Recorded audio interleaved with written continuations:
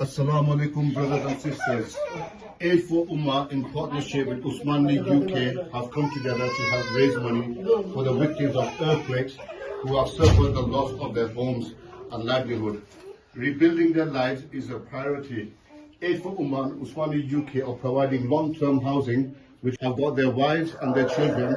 In total, there are 17 people living in this small house.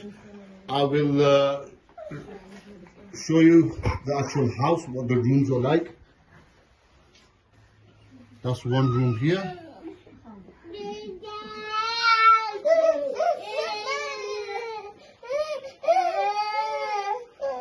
This room is no good.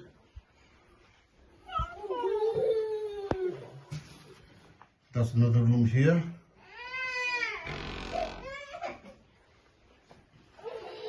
And this is the bathroom and kitchen. Okay, assalamu alaikum wa rahmatullahi wa barakatuhu.